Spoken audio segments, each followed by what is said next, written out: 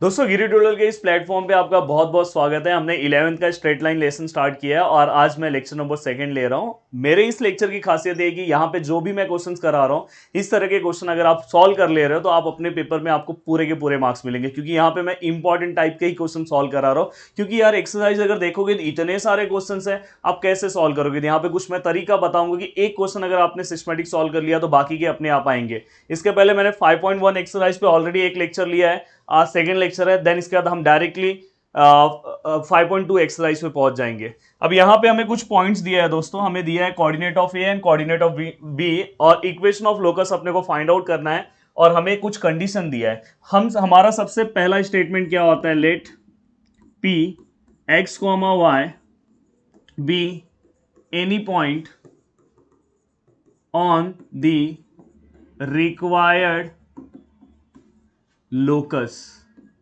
ये हमारा क्या आएगा, पहला स्टेटमेंट। तो ये हमेशा हमारा कैसा फिक्स है। देन इसके बाद हम क्या लिखेंगे, ए हमें जो दिया है वो अपन लिख लेते हैं। ए हमें क्या दिया है 4,1 एंड बी हमें क्या दिया है दोस्तों 5,4, हमने वो भी लिख दिया। और हम क्या करेंगे यार, डिस्टेंस फॉर्मूला लिख दो। टीचर को पता होना चाहिए यार अपने को डिस्टेंस फॉर्मूला आता है, नहीं तो डिस्टेंस फॉर्मूला, बस यहाँ पे आपको डिस्टेंस फार्मूला डायरेक्टली लिख देना है। 10th क्लास का क्या आएगा दोस्तों, डिस्टेंस फार्मूला मैंने ट्रिक बताया था। अगर आपने मेरा लेक्चर फर्स्ट नहीं देखा तो प्लीज़ जाके उसे आप देखो। यहाँ पे मैंने बोला था एक्स एक्स लिख दो, यहाँ पे क्या बोला था वाई वाई लिख दो। यहाँ पे क्या आएगा x2 x1, यहाँ पे क्या आएगा y2 y1, यहाँ पे माइनस माइनस। तो आपने यहाँ पे ये डिस्टेंस फार्मूला लिख दिया। अब हमारा गिवन कंडीशन क्या है, गिवन गिवन कंडीशन हमारा क्या है दोस्तों, गिवन कंडीशन की अगर हम बात करें तो हमें गिवन कंडीशन दिया है P A square equal to 3PB square. मेरे मैथ्स पढ़ाने का एक ही तरीका है कि मैं हमेशा एक ही मेथड फॉलो करता हूँ। जैसा मैं आज ये क्वेश्चन करा रहा हूँ, इसके पहले जो मैंने क्वेश्चन कराया, अगर आपने उस क्वेश्चन को देखा होगा तो आप अपने आप इस क्वेश्चन को सॉल्व करोगे। मैं ऐसे ही सेम उसके अंदर मैंने लिखा था, और यहाँ पे बस मैंने लिखा था बाय डिस्टेंस फॉर्मूला। डीएफ मतलब बाय डिस्टेंस फॉर्मूला, आप फुल फॉर्म में लिखना।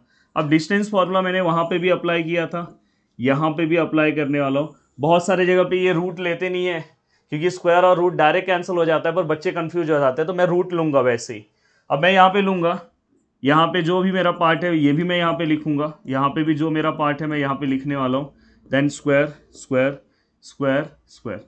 बस एक चीज ध्यान रखना दोस्तों, इस वाले टाइप के क्वेश्चन में तुम्हें यहाँ पे होल स्क्वायर दिया है, मतलब ये जो तुम वैल्यू निकालोगे इसका होल स्क्वायर लेना है। यहाँ पे भी जो तुमने वैल्यू निकाला, यहाँ पे कुछ एक सेकेंड, यहाँ पे एक आप इसका होल स्क्वायर ले लो, और इसके आगे यहाँ पे 3 है दोस्तों, इसके आगे यहाँ पे क्या 3 है, याद से। अब देखो यहाँ पे मैंने ये भी आपको सिखाया है कैसे आपको लिखना है। यहाँ पे आपको पी ए लेना है। पी ए कैसे लोगे, पी ए x-4, तो क्या लोगे x-4। यहाँ पे क्या लोगे y-1, बहुत ही इजीली तरीके से। यहाँ पे क्या लोगे दोस्तों x माइनस, यहाँ पे क्या है पी बी लेना है, तो x-5, तो हम क्या लेंगे x-5। देन हम क्या लेंगे y-4, क्या लेंगे दोस्तों y-4। अगर हम इसी चीज को अगर हम ध्यान से देखें, अब हम इसके बाद वाले स्टेप पे, इसके पहले वाले क्वेश्चन में हम क्या करते थे, जो मेरा फर्स्ट लेक्चर था, स्क्वायरिंग ऑन बोथ साइड। यहां पे स्क्वायरिंग लेने की जरूरत नहीं, क्योंकि ऑलरेडी स्क्वायरिंग हो गया है ना, ऑलरेडी उन्होंने दिया, तो स्क्वायरिंग मत लो। अब ये स्क्वायर और ये रूट कैंसिल हो गया, तो डायरेक्ट क्या आएगा x-4 का होल स्क्वायर प्लस y-1 का होल स्क्वायर इक्वल टू, ये 3 ऐसे ही होगा, और 3 के बाद ऐसा कॉमन ब्रैकेट लेना बहुत जरूरी है, क्योंकि ये 3 पूरे का है, नहीं तो पता चला कि ये ब्रैकेट नहीं लोगे रॉन्ग हो जाएगा। और अंदर क्या बचा है दोस्तों x-5 का होल स्क्वायर प्लस y-4 का होल स्क्वायर। अब ये होने के बाद आपको क्या करना है, सिंपली इजीली चीजों को सॉल्व करना है। एक बार हम देख ले रहे हैं कि हमने जो वैल्यूज लिखे हैं सब प्रॉपर लिखे कि नहीं लिखे, क्योंकि कभी कभी नंबर्स में प्रॉब्लम होता है। x-4 y-1 x-5 y-4, perfect. अब बस क्या करना है दोस्तों, यहाँ पे आपको इसे एक्सपांड करना है। एक्सपांड करना भी मैंने आपको फॉर्मूला इसके पहले वाले लेक्चर में बेसिक फॉर्मूला लिख दिया था। अब यहाँ पे क्या आएगा ए स्क्वायर मतलब क्या आएगा एक्स स्क्वायर माइनस 2ab कैसे करना है, बहुत ईजी है। मैंने क्या बोला कि यहाँ पे जो नंबर दिया उसका डबल कर दो, 4 का डबल कितना होता है 8, साथ में x लगा दो, एंड प्लस ये नंबर का स्क्वायर 16, हो गया एक्सपांसन। अब दूसरा एक्सपांसन इसका करते हैं, y का स्क्वायर, यहाँ पे जो नंबर है उसका डबल, 1 का डबल 2, और साथ में y, एंड प्लस 1, और यहाँ पे क्या माइनस, क्योंकि यहाँ पे क्या माइनस साइन है। देन इसके बाद ये 3 ऐसे ही होगा, पहले इसको एक्सपांड करो, देन 3 को अंदर मल्टीप्लाई करना। ये देखो यहाँ पे एक्स स्क्वायर माइनस 5 का डबल कितना होता है दोस्तों 10, तो यहाँ पे क्या आएगा दोस्तों 10x प्लस 25, और प्लस प्लस है तो इसलिए ब्रैकेट ये सब लेने की ज़रूरत नहीं है। यहाँ पे क्या आएगा Y square minus 8y plus 16। ये मेरा तरीका अगर आप समझ लिए होंगे तो आपको बिल्कुल भी टेंशन लेने वाली बात नहीं है, आपको सब चीज़ें सिस्टमैटिक समझ में आ रहा होगा। अब हमें क्या करना है, अब कोई भी एक्स स्क्वायर यहाँ पे कैंसिल नहीं करेगा, इसलिए मैं ये सम लिया हूँ, क्योंकि आगे 3 है यार, अगर 3 नहीं होता तो आप कैंसिल कर सकते, तो यहाँ पे तो कैंसिल नहीं होगा। तो ये एक्स स्क्वायर ऐसे ही, ये 8x ऐसे ही, ये प्लस 16 ऐसे ही, प्लस वाई स्क्वायर ऐसे ही, माइनस 2y ऐसे ही, प्लस 1 ऐसे ही। एक बार चेक कर लो 8, परफेक्ट, यस।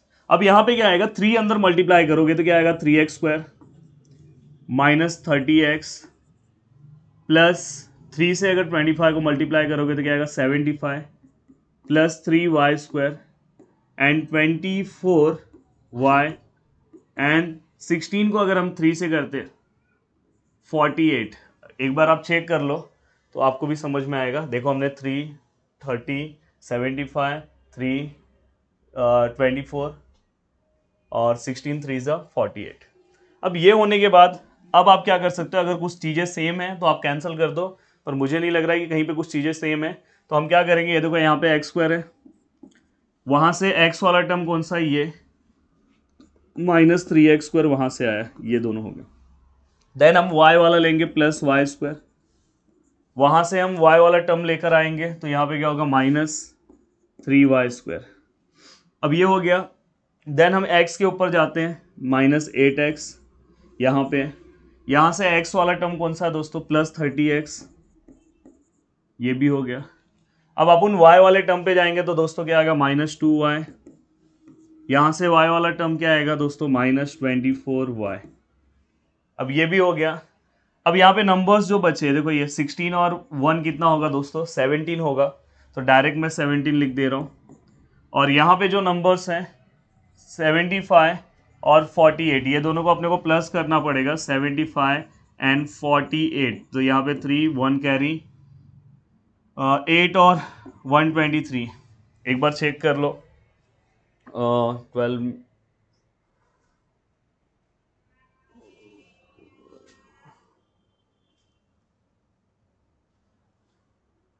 5। अब देखो यहाँ पे हमने 5 और 3 प्लस किया तो यहाँ पे कितना आया, 5 और 8 प्लस किया तो 13 आया, 9 10 11 12 13, 1 कैरी किया तो 8 और 8 और 4, 8 और 4 कितना आया दोस्तों, 8 और 4 को अगर मैंने प्लस किया तो हमारा आंसर कितना आ गया 12, तो मतलब 123 परफेक्ट है। अब 123 प्लस में इक्वल के यहाँ पे आएगा तो क्या होगा माइनस 123 इक्वल टू 0। तो यहाँ पे मैंने जितने भी टर्म्स थे सिस्टमैटिक मैंने लिख दिया। अब क्या होगा, अब हमें सॉल्व करना है। देखो ये दोनों टर्म को प्लस माइनस माइनस, 3 में से 1 गया तो क्या आएगा वो दोस्तों, 3 में से 1 गया तो 2, तो क्या आएगा माइनस 2x स्क्वायर। ये दोनों को सॉल्व करो, प्लस माइनस माइनस, 3 में से 1 गया तो क्या आएगा दोस्तों minus 2y square.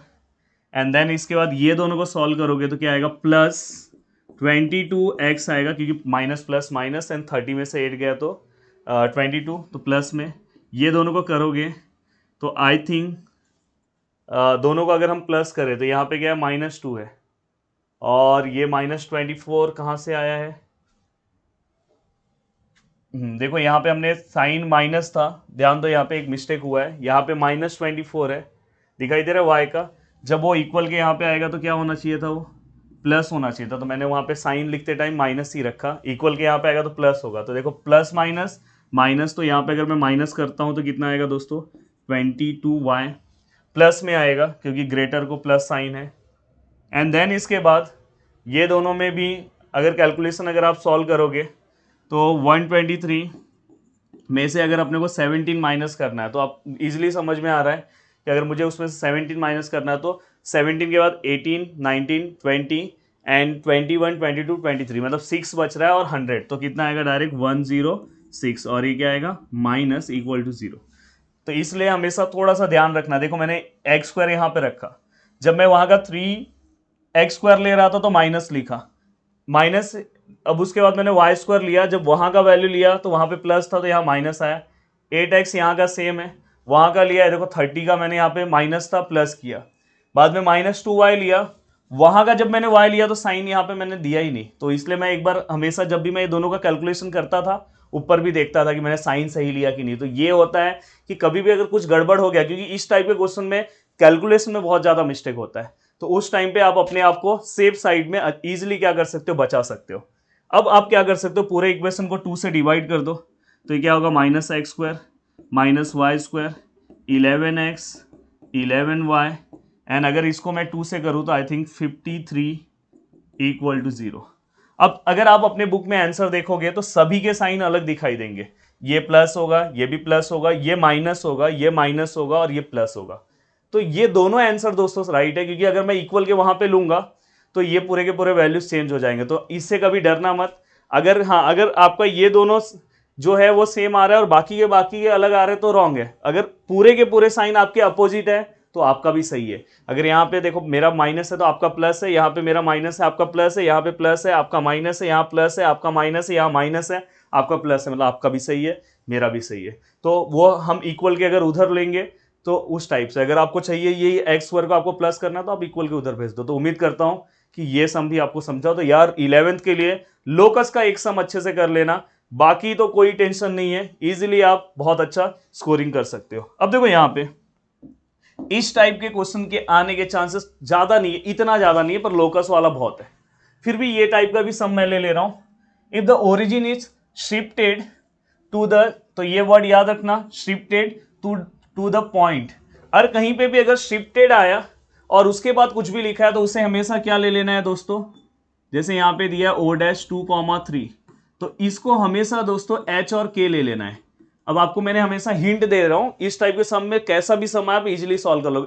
Shifted word आया H, K, the axis remaining parallel to the original axis, अपने को मतलब नहीं है। फाइंड द न्यू कोऑर्डिनेट्स, मतलब न्यू कोऑर्डिनेट्स अगर कभी पूछा, मतलब अपने को जो फाइंड आउट करना है, क्या बोला है, फाइंड न्यू कोऑर्डिनेट्स, मतलब दोस्तों अपने को capital X and capital Y find out करने बोला है। हमेशा याद रखना, न्यू कोऑर्डिनेट्स बोला मतलब आपको capital X and capital Y बोला है, एंड ऑफ द पॉइंट, और यहां पे कुछ दिया है। तो हमेशा इस टाइप के क्वेश्चन में फाइंड ढूंढने का, और क्या दिया है फर्स्ट लाइन में, जैसे शिफ्टेड दिया है तो हमें समझ में आ गया वो H, K है। और फाइंड में क्या बोला, अगर बोला होता फाइंड ओल्ड कोऑर्डिनेट्स तो समझ जाना स्मॉल x स्मॉल y आता। अब यहाँ पे फाइंड न्यू कोऑर्डिनेट्स बोला और उसके बाद कुछ हमें पॉइंट्स दिया है पर बताया नहीं हो कि वो क्या है। तो अगर जो हमें बताया नहीं है और अगर वो हमें दिया है कैपिटल A 1,3, तो समझ जाना दोस्तों कि वो जो है वो हमारा है स्मॉल x स्मॉल y। अगर आपको फाइंड में बोलते कि फाइंड ओल्ड कोऑर्डिनेट्स, मतलब अपने को small x small y find out करना है, तो समझ जाना कि अगर यहाँ पे H के आगे स्मॉल x स्मॉल y आता है, बचा हुआ क्या हो गया, कैपिटल X कैपिटल Y। तो ये तीन चीजों में ही चलेगा, ये तीन चीजों के अंदर ही सब चीजें चलने वाली है। तो इसमें से अगर जो मिसिंग होगा समझ जाना लास्ट वाला पार्ट वही है। अब इसके लिए फॉर्मूला बस एक ही फॉर्मूला याद रखना, बार बार अलग अलग फॉर्मूला नहीं याद रखना है। Small x equal to capital X plus H और small y which is equal to capital Y plus K। अब यहाँ पे स्मॉल x कितना है दोस्तों, 1 है, कैपिटल X अपने को फाइंड आउट करना है, H कितना है दोस्तों 2 है, तो finally capital X equal to 1 - 2, then capital X equal to -1, तो ये हमारा आ गया।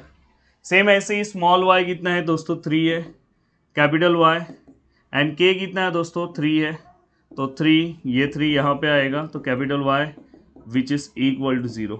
इस टाइप के, अब इसके बाद वाला भी क्वेश्चन सॉल्व करो। इसमें मैंने ये वाला लिया, इसके साथ एक और क्वेश्चन है इस टाइप के, इसके बाद वाले क्वेश्चन कौन सा भी सॉल्व करो, देखो आपको इजीली इस मेथड से आएगा सॉल्व करना। बस दिमाग में क्या रखना है, जहां शिफ्टेड है H, K है, फाइंड अगर बोला है न्यू कोऑर्डिनेट्स बोला है तो capital X capital Y, find old coordinate बोला है तो स्मॉल x स्मॉल y, बाकी आप सॉल्व कर सकते हो। तो देखो मैंने स्टार्टिंग का वो लेक्चर लिया और ये लेक्चर दिया फर्स्ट एक्सरसाइज में, इससे ज्यादा कुछ मत करो। अब सेकंड एक्सरसाइज में भी मैं आपको बताऊंगा कि कौन से ही क्वेश्चन सॉल्व करने हैं, और एक वीडियो में ऐसा ही बनाऊंगा जिसमें मैं बताऊंगा 11th में आपको कौन से ऐसे टॉपिक्स कर लेने चाहिए जिससे आपको आगे दिक्कत ना हो। वीडियो को देखने के लिए दिल से थैंक यू सो मच दोस्तों। उम्मीद करता हूं कि पूरा का पूरा वीडियो आपको अच्छे से समझा होगा और अपने दोस्तों तक यार भेजो, जिससे हमें एक मोटिवेशन मिले और हम ऐसे ही आपके लिए अच्छे अच्छे वीडियोस लेकर आए। तो उम्मीद करता हूं कि कि आप चाहते हो कि नेक्स्ट ईयर 12th में एक धमाल करना है, तो साथ में धमाल के लिए आ जाओ। वीडियो को देखने के लिए दिल से थैंक्स। जय हिंद दोस्तों।